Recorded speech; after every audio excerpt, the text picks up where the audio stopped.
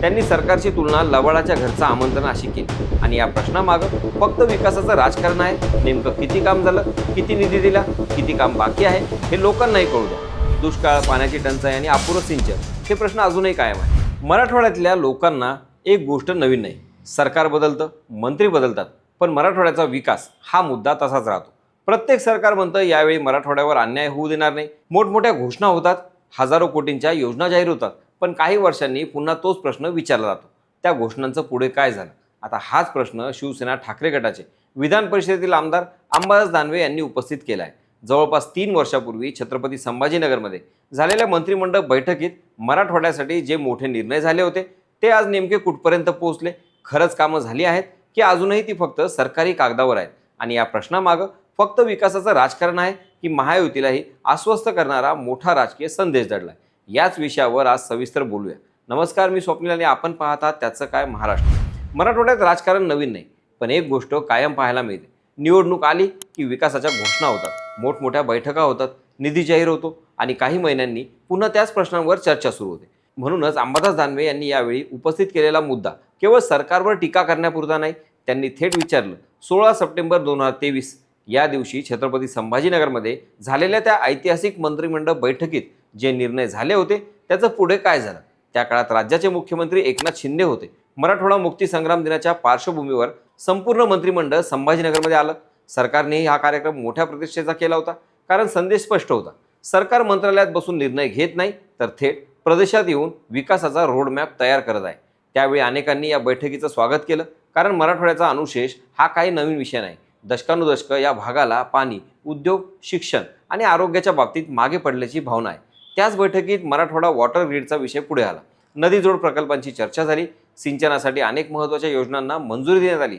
ऊर्ध्व पैनगंगा, बाभळी, निम्न दुधना, जायकवाडीचा दुसरा टप्पा, वाकोद जोड कालवा, अंबड प्रवाही वळण योजना, पोटा उच्च पातळी बंधारा, ममदापूर पिंपळगाव फुटे अशी अनेक नावं त्या दिवशी चर्चेत होती. सरकारकडून सांगितलं गेलं की हे प्रकल्प पूर्ण झाले तर मराठवाड्याच्या पाण्याचं चित्र मोठ्या प्रमाणात बदलू शकतं. त्यावेळी राजकीय वातावरण वेगळं होतं. शिवसेनेत फूट पडून काहीच महिने झाले होते. एकनाथ शिंदे स्वतःला विकास करणारे मुख्यमंत्री म्हणून सिद्ध करण्याचा प्रयत्न करत होते. त्यामुळं ही मंत्रिमंडळ बैठक फक्त प्रशासकीय नव्हती, तिचा स्पष्ट राजकीय संदेश होता. मराठवाड्याला दाखवायचं होतं की नवीन सरकार विकासाच्या बाबतीत मागे नाही.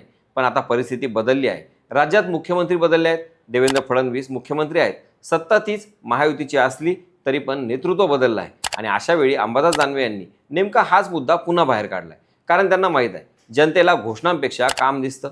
त्यामुळे त्यांनी मुख्यमंत्री देवेंद्र फडणवीस यांची भेट घेतली आणि अगदी स्पष्ट शब्दात सांगितलं, मराठवाडा मुक्ती संग्राम दिनाच्या आधी एक उच्चस्तरीय आढावा बैठक घ्या. त्या बैठकीत सर्व निर्णयांची सद्यस्थिती जनतेसमोर मांडा. नेमकं किती काम झालं, किती निधी दिला, किती काम बाकी आहे हे लोकांनाही कळू द्या. इथे दानवेंचं राजकारण समजून घेणं महत्त्वाचं आहे, कारण त्यांनी फक्त वर्तमान सरकारवर टीका केली नाही, त्यांनी अप्रत्यक्षपणे एकनाथ शिंदे यांच्या कार्यकाळातील मोठ्या घोषणांची आठवण करून दिली. म्हणजे प्रश्न असा उभा केला जातोय, ज्या निर्णयाचं श्रेय त्यावेळी घेतलं गेलं त्याच निर्णयाची अंमलबजावणी आज कुठपर्यंत आली. आणि याच ठिकाणी हा विषय केवळ विकासाचा राहत नाही, तर तो राजकीय जबाबदारीचा बनतो. कारण सरकार बदललं असलं तरी सत्ता बदलली नाही. महायुती आजही सत्तेत आहे. त्यामुळे विरोधक सहजपणे विचारू शकतात, जर निर्णय योग्य होते तर अंमलबजावणी इतकी संथ का, आणि जर निर्णय अपूर्ण होते तर त्यावेळी एवढा गाजावाजा कशासाठी करण्यात आला. दानवे इथेच थांबले नाहीत. त्यांनी विभागीय आयुक्त जी श्रीकांत यांची भेट घेतली. म्हणजे त्यांनी केवळ राजकीय आरोप करून विषय सोडला नाही, तर प्रशासनाकडून प्रत्यक्ष माहिती घेण्याचाही प्रयत्न केला. हा मुद्दा महत्त्वाचा आहे, कारण त्यामुळे त्यांची भूमिका केवळ आंदोलनाची नसून आकडेवारीवर आधारित प्रश्न विचारण्याची असल्याचा संदेश जातो. किंबहुना मोरगाव प्रकल्पाचं उदाहरण दानवे देतात. काही ठिकाणी भूसंपादन रखडलं आहे, काही ठिकाणी निधीच नाही. म्हणजे फक्त घोषणा झाल्या म्हणून विकास पूर्ण झाला असं म्हणता येत नाही. आणि इथे मराठवाड्याचं वास्तव पुन्हा समोर येतं. या भागातला शेतकरी आजही पावसावर अवलंबून आहे. दुष्काळ, पाण्याची टंचाई आणि अपुरं सिंचन हे प्रश्न अजूनही कायम आहे. त्यामुळे सिंचन प्रकल्पांच्या विलंबाचा परिणाम फक्त सरकारी फाईलवर होत नाही, तो थेट शेतकऱ्याच्या शेतात दिसतो. म्हणूनच हा मुद्दा भावनिक आहे आणि राजकीयही. आता इथपर्यंत ऐकल्यावरती एक प्रश्न पडणं स्वाभाविक आहे. सरकार म्हणतं काम सुरू आहे, मग दानवे एवढे आक्रमक का झाले? कारण त्यांच्याकडे काही ठोस आकडे आहेत. दानवेंच्या म्हणण्यानुसार त्या बैठकीत ज्या 13 सिंचन प्रकल्पांचा समावेश करण्यात आला त्यापैकी काही प्रकल्पांना कार्यारंभ आदेश मिळाले असले तरी संपूर्ण चित्र अजूनही समाधानकारक नाही. ऊर्ध्व पैनगंगा प्रकल्पाचं भूसंपादन सुरू असल्याचं सांगितलं जातं. 6 प्रकल्पांना काम सुरू करण्याचे आदेशही देण्यात आले, पण दुसऱ्या बाजूला काही प्रकल्प अजूनही कागदावर अडकले आहेत. मोरगाव प्रकल्पाला अद्याप कार्यारंभ आदेशच मिळालेले नाही. म्हणजे एका भागात काम पुढे सरकत असताना दुसऱ्या भागात अजून सुरुवातही झालेली नाही. याहून महत्त्वाची गोष्ट म्हणजे पैसा. कोणताही विकास प्रकल्प घोषणांनी पूर्ण होत नाही, त्यासाठी सातत्यानं निधी लागतो. इथेच विरोधक सरकारला घेरत आहेत. सुरुवातीला या प्रकल्पांसाठी सुमारे 8,674 कोटी रुपयांची तरतूद करण्यात आली. नंतर खर्च वाढला आणि सुधारित प्रशासकीय मान्यतेनंतर हा आकडा 13,556 कोटी रुपयांवर गेला. पण प्रत्यक्षात उपलब्ध झालेला निधी अवघा 1,986 कोटी रुपये. त्यामुळे उरलेली कामं पुढे कशी जाणार, हा प्रश्न दानवे उपस्थित करत आहेत. हे फक्त मोठ्या प्रकल्पांपुरतं मर्यादित नाही. सेलू तालुक्यातील एका प्रकल्पासाठी 10 गावांच्या भूसंपादनासाठी केवळ 25 लाख रुपयांची गरज असल्याचं सांगितलं जातं. एवढी छोटी रक्कमही वेळेवर उपलब्ध होत नसेल तर हजारो कोटींच्या योजनांचं काय होणार, असा टोला विरोधकांकडून लगावला जातो. म्हणजे प्रश्न केवळ निधीचा नाही तर प्राधान्यक्रमाचाही आहे. वैजापूरमधील शनी देवगाव प्रकल्प, सिल्लोडमधील भराडी सिंचन योजना, मराठवाडा वॉटर ग्रीड आणि नदीजोड प्रकल्प हे सगळे मराठवाड्याच्या भविष्यासाठी महत्त्वाचे मानले जातात. कारण या भागाचा मुख्य प्रश्न अजूनही पाण्याचाच आहे. प्रत्येक काही वर्षांनी दुष्काळ, टँकर, पिण्याच्या पाण्याची टंचाई आणि शेतीचं नुकसान हा अनुभव मराठवाडा घेतो. त्यामुळे हे प्रकल्प फक्त विकासाच्या यादीतले मुद्दे नाहीत, ते लाखो लोकांच्या दैनंदिन आयुष्याशी जोडलेले आहेत. मराठवाडा वॉटर ग्रीडची कल्पना मुळात मोठी होती.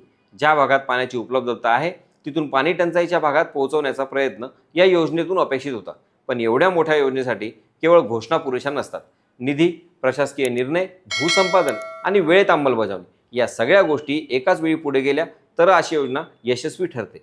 विरोधकांचा आरोप हाच आहे की या साखळीतील अनेक दुवे अजूनही कमकुवत आहेत.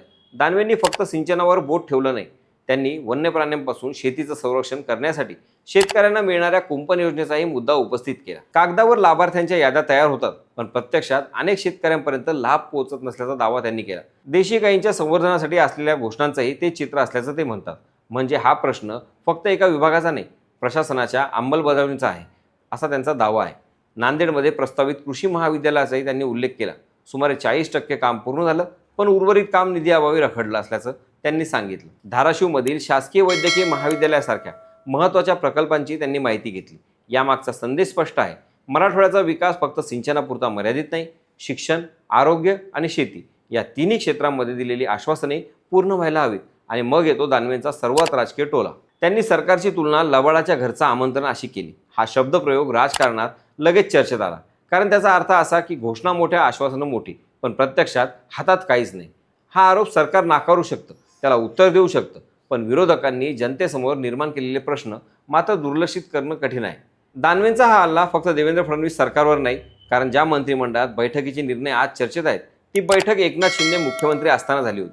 त्यामुळे विरोधक एकाच वेळी 2 लक्षांवर निशाणा साधतात. एकीकडे ते विचारतात की शिंदेंनी ज्या निर्णयाचं श्रेय घेतलं त्याचं पुढं काय झालं, आणि दुसरीकडं फडणवीस सरकारला विचारतात की आता सत्ता तुमच्याकडे आहे, मग अंमलबजावणीचा वेग का नाही. त्यामुळं महायुतीसमोर राजकीय अडचण निर्माण होऊ शकते.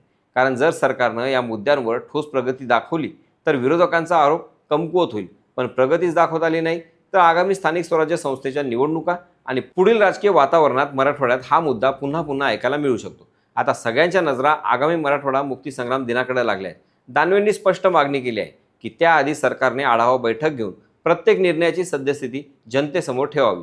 सरकार ही मागणी मान्य करतं का, प्रत्यक्ष आकडे आणि कामाची माहिती जाहीर करतं का, की हा विषय पुन्हा एकदा राजकीय आरोप प्रत्यारोपांपुरताच मर्यादित राहतो. याच उत्तरावर पुढचं राजकारण ठरणार आहे. तुम्हाला काय वाटतं? अंबादास दानवेंनी उपस्थित केलेले प्रश्न खरोखर मराठवाड्याच्या विकासासाठी आहेत की आगामी राजकारणाची ही एक मोठी खेळी आहे? तुमचं मत कमेंटमध्ये नक्की सांगा. बाकी राजकारणाच्या आखाड्यात आपली नजर कायम असणारच आहे. तेव्हा कुठेही जाऊ नका, पाहत राहा, सबस्क्राईब करा. त्याचं काय महाराष्ट्र.